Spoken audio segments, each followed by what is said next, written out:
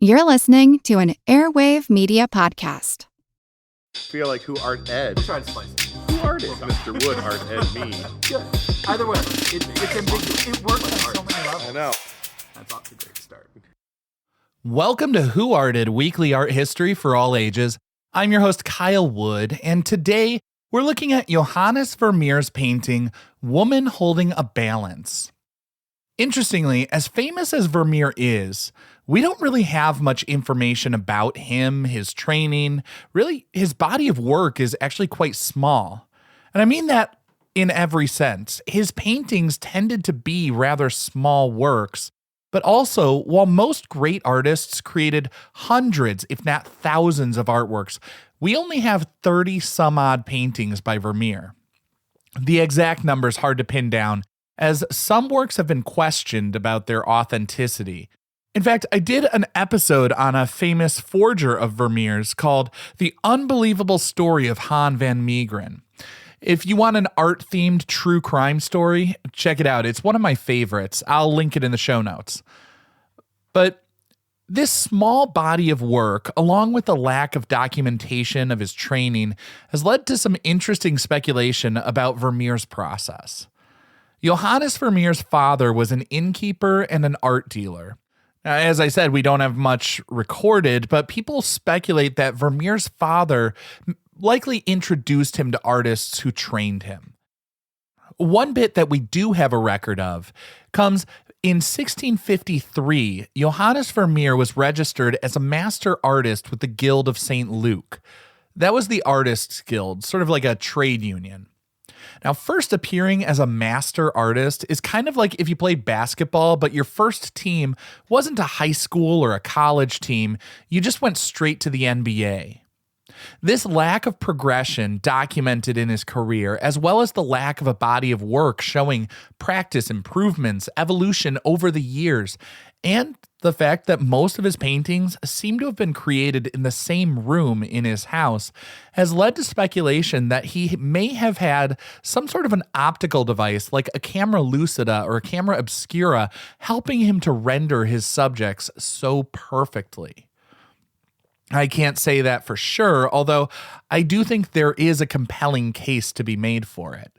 What we do know is, regardless of what tools he was using, Vermeer created stunning works, and he's widely celebrated as one of the greatest painters of the Dutch Golden Age. Now, Vermeer was born probably in October of 1632. The date of his birth is not recorded, but we do know he was baptized October 31st, so that was probably about the time that he was born. In his lifetime, he painted a few dozen works, mostly of interiors inside of his home. Vermeer was raised by an innkeeper who also was dealing in art, and he was raised Protestant and then converted to Catholicism so that he could marry a wealthier woman, Katharina, and she was a devout Catholic, so he needed to convert in order for that marriage to work. Now, part of the reason that I'm talking about his Christian faith and all of that is because that would be a big part of this work, The Woman Holding a Balance, which was oil on canvas from 1662 to 1665. Now, here we see a woman on the right side of the painting. She's standing facing a table. She holds up a balance in her right hand as there's sort of light coming down from the window in the top left corner.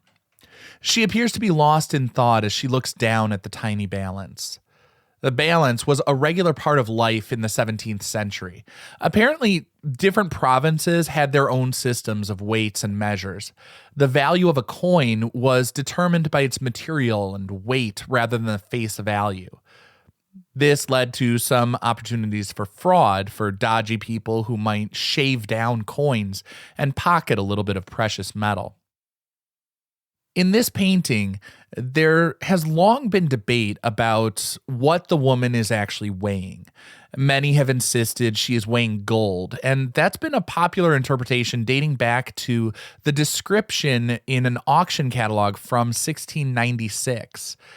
In recent years, though, people have actually undertaken microscopic investigation looking at every detail in this work, and they determined the little flecks that appear to be gold may actually be the highlight on the front edge of the balance itself, leading to the conclusion that the woman is simply waiting for the two pans of the scale to come into balance. Now, if we look at the balance less literally and more symbolically, as I believe this was intended, we can see the balance as a symbol of morality. The balance is commonly used as a symbol of justice in our legal system today, weighing the evidence to come to a just verdict and restore order and balance to society. In this case, I would say it's more likely a cosmic sort of balance. As I look at the work, I'm reminded of the tradition of the memento mori, artists incorporating symbols reminding the viewer of the inevitability of death. While there isn't a skull here, the light coming down from the heavens, leading the eye to the balance, could be seen as a reminder of the inevitable conclusion of divine justice. Many speculate that the woman in this painting may be pregnant and looking at the balance, contemplating the fate of her unborn child. While I understand this interpretation, I wouldn't be too quick to jump to that conclusion, at least not the pregnancy bit. The woman who served as the model for this painting was likely Vermeer's wife, Katharina. Now, she may have been pregnant at the time. I mean, they had like 14 children, but as I mentioned in my previous episode about the Arnolfini portrait, clothing at that time tended to be rather bulky, with bulges that might appear to be a protruding belly, but one should never assume a woman is pregnant. I was reading an article where an expert on the history of costumes in art was talking about how pregnancy was actually not commonly depicted, especially like maternity wear. Even in religious paintings like The Visitation, where women would clearly be pregnant as a part of the work, they were covered typically with like big drapes and flowing fabric. So it wasn't really emphasizing the belly of a pregnant woman. That wasn't a common thing to see in these works. Ultimately, I would say the specific details of what's going on in this woman's private life doesn't seem like the central focus. Everything about the composition, her gaze, it's leading our eye not towards her, but towards the balance she's focused on. It's central to the composition. It's small and delicate, and yet it holds tremendous weight, compositionally and symbolically. On the back wall behind the balance, we can see a depiction of the Last Judgment, a Christian theme reinforcing the core message that while we're here on earth keeping measure of our wealth and worldly goods, divine judgment is always looming.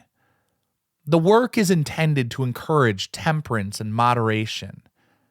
Keep things in balance, which seems like a good idea regardless of your religious or cultural affiliations.